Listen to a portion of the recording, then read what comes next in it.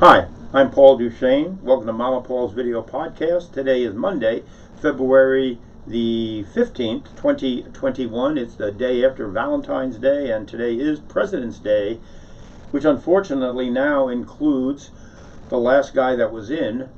He's included in the group of presidents, and to tell you the truth, since Saturday when the impeachment proceedings terminated, first with the vote, and then with McConnell's scathing rebuke of Trump out of one side of his mouth, while out of the other side of his mouth he was voting against the impeachment. I was literally sick to my stomach for at least 24 hours, if not still a little bit distraught by the whole thing.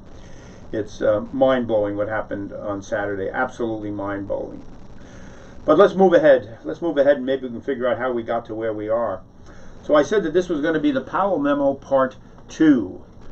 And what is the Powell Memo? Who is Powell? How did we get there? Why do I consider the Powell Memo so important? And the reason I consider it so important is I feel like I can trace the roots of the fake news, the Fox fake news, and the whole dumbing down of America to the Powell Memo, which was written in 1971 as the 60s were coming to a tumultuous end, to say the very least. So let's reviewing this. Who is Lewis Powell and what is the Powell Memo? So Lewis Powell is a 64-year-old in 1971. He's a 64-year-old corporate lawyer who works for Philip Morris in the tobacco industry. And he's very, very, very pro-corporation. And he gets called upon. He's actually nominated to the Supreme Court in 1969 by Nixon. He turns it down. And then 2 years later, he's asked to write this memo by his friend who is a member of the Chamber of Commerce. So he writes the memo, and the title of the memo is The Attack on the American Free Enterprise System. And he's the perfect guy to write this. He's, like I said, he's a corporate lawyer working for the tobacco industry. And he's going to sit down and write this memo, which he does. And it's a 32-page document. Now, 32. Let's go over here. Here's Lewis Powell, and on the other side here I have, that's an actual copy of the actual memo, and it's 32 pages because it's like we used to do in the old days. It's typed with a typewriter, and it's double spaced. So if you go to download this off the internet, you'll find it's single spaced. It'll take up half the space. But the original document is a 32-page double-spaced document titled The Attack on the American Free Enterprise System. Now, 2 months after he gives the memo to the Chamber of Commerce, he's nominated again by Nixon. And this time, Mitchell, who's Attorney General, intercedes. And we don't know what happened in the intercession there, but Powell changes his mind and decides to become a member of the Supreme Court at that point. So we're going to hold on one second. Wait a second here. Yeah, who's calling? Yeah, I asked you to call back, and it is you. You did call back. Well, terrific. Yeah, that was a nice picture of you. You're not exactly the most photogenic guy in the world, but that looks okay. You know, we can go with that. So yeah, I know you've been under the ground for a while, and but anyway, you're not now. So anyway, as far as this, I said I was going to look a little deeper into you, and I did. I looked into a little bit more of your history. And the thing about you turning down the Supreme Court in '69, what was that all about? Oh, money. You were making too much with Philip Morris, and it was going to be a step down. Well, I could see that then, yeah. Well, you were doing pretty well there. And so what happened with Mitchell's phone call, and what turned you around on that? That's private? Subject to... Well, you're not a client. I mean, you guys weren't adversarial or anything, right? What do you mean privilege here? You just don't want to... Okay, well, I can understand you don't want to talk about it. That's fine. Okay, but Mitchell made some... he reached out. Let's put it this way. He reached out and he, made you an offer you couldn't refuse? So you took it. Okay, all right, well, all right, that we got that out of the way. I just wanted to get that out of the way. The other one was the free speech thing. I mean, I know you're you guys are big free speech people and everything like that. How come you didn't want to let the anti-smoking people publish the cancer research? Well, I know it wasn't corporate research. It was independent research. Yeah. And you didn't think they should have the right to say it? Well, it was true though. Well, so let me get this clear. Hold it. So scientific evidence, if it's against your position, is cocky poo. But scientific evidence, if it's, I see, if the corporation hires them, then it's going to, I see, then it works out. So as long as we have the corporation in there, then things work out better. All right, well, that's good. Well, it's selective thinking. That's what I've noticed about your whole document here. It's a lot of selective thinking. I was going to give you the big thumbs up on your Roe versus Wade. I really was. I thought it was really, is that what happened? She bled to death. A self-induced abortion. And one of your partner's girlfriends? Well, that really brought it home then, didn't it? Well, I can see, yeah. Well, if you were right in the middle of something like that happening, I mean, that would turn me around too. Well, all right. Hey, hold on a second. There's another phone. Can you hold 1 second? Just hold one more second, okay? You got plenty of time. All right. So we'll put that down for a second here. And, well, what happened here? What did we get? Whoops. No, we don't want him there. Let's get him out of there entirely. And who's calling? I had a funny feeling. I did have a funny feeling, yeah. Well, it looks like you're sort of walking out. Well, you've been walking out for a while. Yeah, that's for sure. So, listen, I talked to you a couple of weeks ago. I said, why don't you just stay off the phone for a while, huh? It was so upsetting Wednesday. You thought it was a good day? Saturday? The impeachment day, you thought it was, I didn't think it was good. The whole country, well, no, not even 70 million people didn't. No, much less than that. No, more like, I don't know how many, but a lot less. No, I've spoken to a number of hardcore Republicans who are sick and tired of it. Little old lady voted for you. She said she was disgusted by it. Well, no, she's not a proud boy. She's a proud grandmother. Well, the Proud Boys are, yeah, well, what are they proud of? They're of you.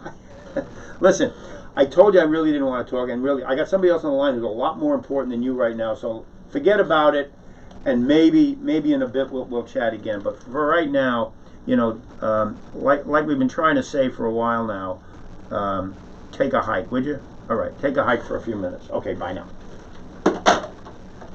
Okay, let me get you back up here, Lewis. Where'd you go? Okay, there you are.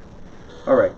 I'm sorry about that. It was, well, actually, it's sort of funny, but if it wasn't for you, he wouldn't know. I'm telling you, the direct connection between you and him. You think, I know he's too much. He's too much for most of us. But it was your stuff that did it. It was. Well, you set the tone for the whole Citizens United thing.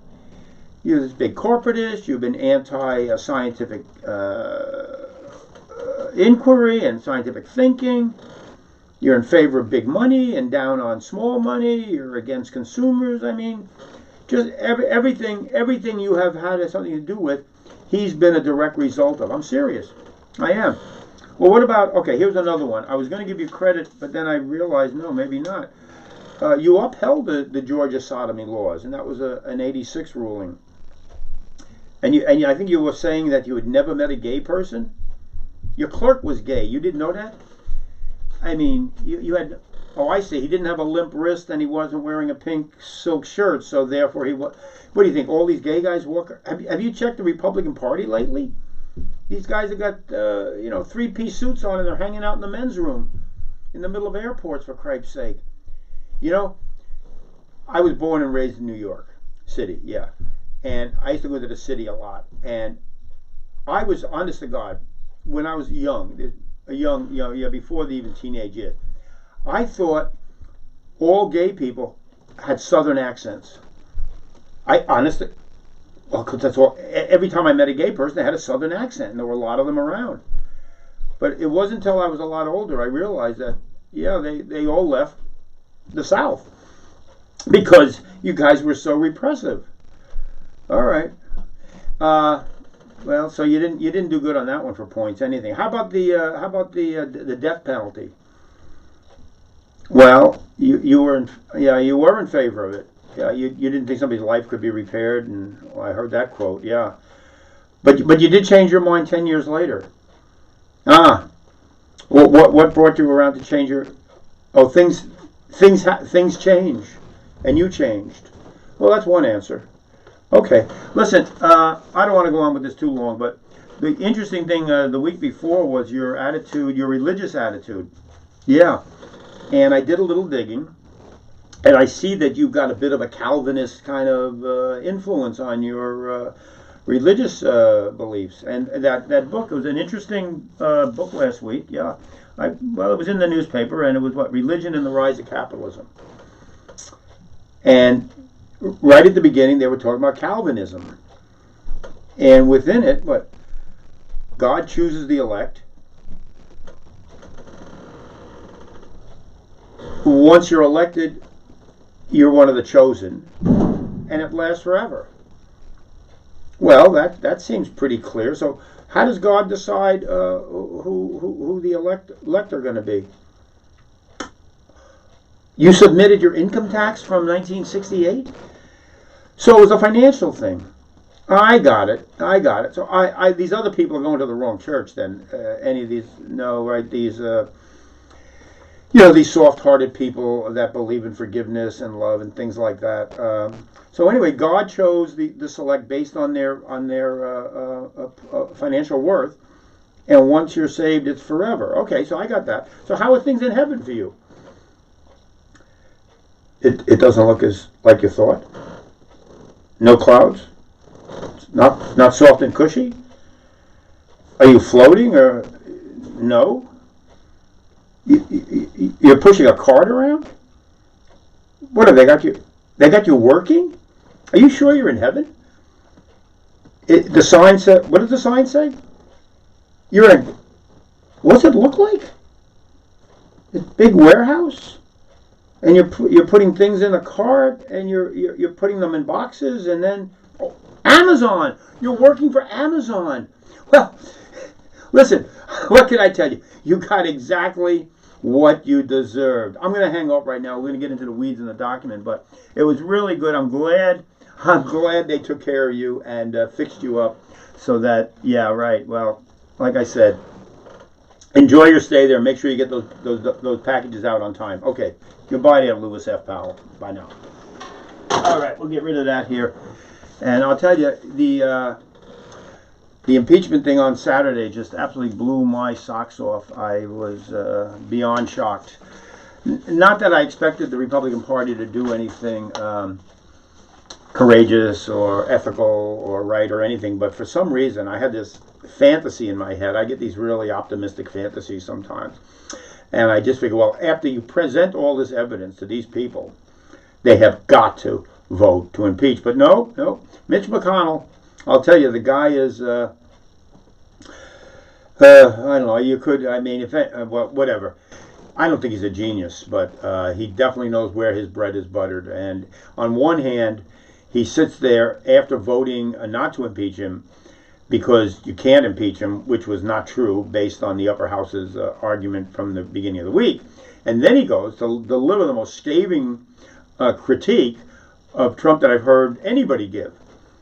So the guy has got, both sides of his mouth at the same time. He's a classic lawyer, an absolute classic lawyer. Okay, so let's move on. Powell Memo, Part 2. Like I said, 32-page document, and it opens with this absolutely stunning comment at the beginning of this. The comment is, no thoughtful person can question that the American economic system is under broad attack. So I put this up on the board here on the side here. I wrote American free enterprise system, and under American I wrote the word democracy. Under free enterprise I wrote capitalism. And he alternately Powell alternately jumps back and forth between using the term free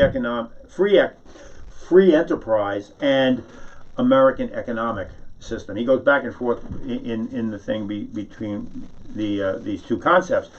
And the funny thing is this, is that the marketplace, markets can exist without capitalism, but capitalism cannot exist without markets.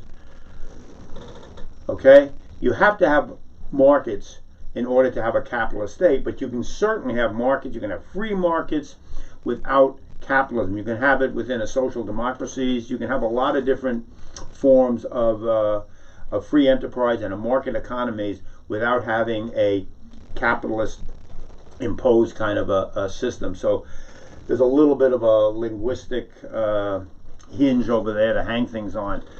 Now, the memo itself, it opens with this statement, and what really irks me about this statement is the no thoughtful person. No thoughtful person can question. Now, the right wing does this consistently, and I think that Powell here in this memo literally made a blueprint of it. I'm going to mention just this one aspect today, but there's about a half a dozen times in here where he does this in the whole document. No thoughtful person can blah, blah, blah. Well, once you open up with, no good person can do this, no bad person can do it, no thoughtful person can, you're immediately denigrating anything that comes after it and saying, well, if I just said no thoughtful person can, well, obviously you can't be a thoughtful person if you disagree with me. Their logic is illogical. You could not do a QED, Latin term quaderat demonstratum, where one thing demonstrates the second thing. You can't use the rules of logic even to keep up with these guys. Now, these guys are lawyers and they turn things around a lot and everything, but logically it doesn't make sense to say that no thoughtful person can, and then you put his statement after that. Well, why can't a thoughtful person question that the American economic system is under broad attack? Well, maybe it is under broad attack. Maybe it isn't under broad attack. Is it the whole American economic system that's under broad attack? Is it democracy that's under broad attack? Or is it corruption within the system that's under broad attack? And that's when, now I barely squeezed it in here, but I've got under the establishment, this is 1971 when he writes the memo. The establishment is definitely being attacked by all the hippies. The lying, cheating, and stealing, the war machine, and corruption are what is actually being attacked. That's my contention. My contention is that it's not the system necessarily that's being attacked, it's the corruption within the system that's being attacked. And that's where I draw a really big line in the sand there. I was out protesting during the 60s when it really got to me finally what was actually going on. And I wasn't against capitalism. I wasn't against democracy. I was against corruption within them. It was really clear to me. Now, maybe some people were, but most of the people were not. I was in the street week after week. I sat across from Rockefeller Center on the steps of St. Patrick's one memorable march. And the complaint was coming from, the capitalist complaint was coming from stores like, places like Tiffany's and the jewelry stores on Fifth Avenue because they were getting tired of so many marches on the boulevard there. So what they wanted to do, what the memo wanted to do, they wanted the corporate America to take a more active part in literally, and they talk about this, in molding the society's thinking about business, government, politics, and law.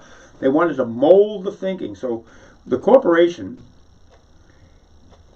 is going to mold our thinking for the next generation. And the main vehicle for doing this is through the universities, television, print media, and politics. And the memo, in the 32-page memo, we have almost 12 pages devoted to the university. And I was in undergraduate and graduate school during this period here, during this time period in the 70, 71, 2, 3, 4 period here. The memo is specifically anti-communist, and they use the word anti-communist. It's also anti-New Deal. And It's very specifically anti-Ralph Nader, who is a consumer advocate. And the whole idea of consumer protection is completely antithetical to all of Powell's writing. He thinks it's the worst thing that's happening in the world, that the corporation is losing its power because to people who want to promote protections for consumers.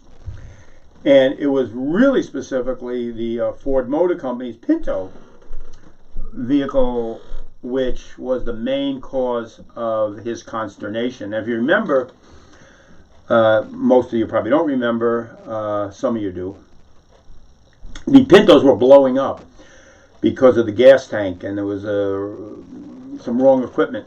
And they knew that this was a problem. They knew it, and they statistically sat down and figured out whether they would lose more money by retooling the assembly line to fix the problem, or by letting the problem go and paying off the lawsuits that came against them because people were going to get killed, and quite a few people got killed. And they opted in favor of the slide rule, and they went for well, it'll cost us less money to let a bunch of people get killed than it will be to retool the assembly line. So and this is what has Powell upset, is that Ralph Nader is going after the corporation. And I'll bring this up a few times because it pops up when we actually get into the words of the memo. The memo itself became a literal blueprint for creating think tanks, and throughout the memo, Powell talks about the need to engage speakers on college campuses, people on television, people in the media, etc. And the way we're going to do this is by seeing that there aren't enough smart, articulate conservatives out there. We're going to have to create some institutions to create them so that we can get a fair and balanced, that's the words he uses about 4 times in the memo, fair and balanced, so we can get fair and balanced representation along the way. The American Enterprise Institute, the Heritage Foundation, right away, that was the first one out of the gate there, almost in 1973. The Cato Foundation the next year in 74. The Ludwig von Mises Institute comes a few years later in 1982. Rand Paul is a prominent member of that group. The Federalists, which comes off in 2 things. There is a 2013 online podcast and magazine which has been heavily responsible for misinformation about the pandemic and about the election. And then the Federalist Society, which was started in 1982, lists Senator Cruz and Josh Hawley among their more prominent members. So you can see what kind of people we've got in these groups here. In the 60s, you couldn't get a conservative with any, Bill Buckley was the epitome of an intellectual conservative. I was a big Bill Buckley fan. And before I became a less conservative, I was a total conservative in my thinking and in my reading and everything. I was even a member of the Conservative Book Club. And it wasn't until I read the books in the Conservative Book Club that I realized that half of this stuff was crap that they were talking about. They were illogical, nonsensical, and they didn't make sense. Now, Bill Buckley was sort of theatrical, and he was a really good show person for the whole movement. And he wasn't as bad or half as bad as somebody like Rand Paul or the rest of these bozos that are out there now. But that was my original introduction to this type of thinking. The American free enterprise system that we've talked about over, we'll go back over here for a second, the free enterprise system is basically the establishment. It's the establishment, that's what it is. And I've been twisting myself into literally a philosophical pretzel, trying to defend capitalism and simultaneously attack it. And on a certain peripheral level, I have no problem with business, with various aspects of business, with people buying and selling and trading and blah blah blah blah blah. But the deeper aspects of capitalism can be really dehumanizing. And so on one hand, I'm sort of trying to justify the system that I'm existing in. On the other hand, I'm criticizing. So I'm all for reform. I'm really all for reform and not necessarily the destruction of anything here. But this kind of false equivalencies and logical jumps is what this memo is just absolutely filled with. Another example, he basically equates communism with consumerism. And he's almost got it in the same paragraphs here, and I will get into all of these very specifically. He's very anti-communist. He trails the word communist with socialist within about 2 or 3 word connections there. And then he's brings in the consumerism, which threatens the profitability of these corporations. That was one of his other false equivalencies. The other false equivalency was William Kunstler was the Chicago 7 lawyer, and he may have called on the Black Panthers to arm themselves. He did call on the Black Panthers to arm themselves and defend themselves with guns. Now, looking back on this, it sounds like, oh, he's all in favor of violence and everything. Now, Kunstler was a lawyer and he's a pragmatist. The Black Panthers didn't start off with guns in their hand. They started off feeding poor people in Philadelphia. Because they were feeding poor people in Philadelphia, in the black community, a whole bunch of white supremacists, let's call them white supremacists because that's what we got today, white supremacists were opposed to this whole thing, and the FBI was attacking the Black Panthers, which is why the Black Panthers picked up guns, because they were being attacked. Now, I'm more of a Gandhian, and I'm not really into violence as a response to violence, but I can understand other people taking that position. What we needed in 1970, we needed a social transformation, and the intellectual response to the social transformation that was necessary were peaceful, democratic expressions in order to fix a broken system. Well, that's another one coming in, and you know what? We're not going to even take that one. I think he's calling back again. He didn't like what I said about him afterwards.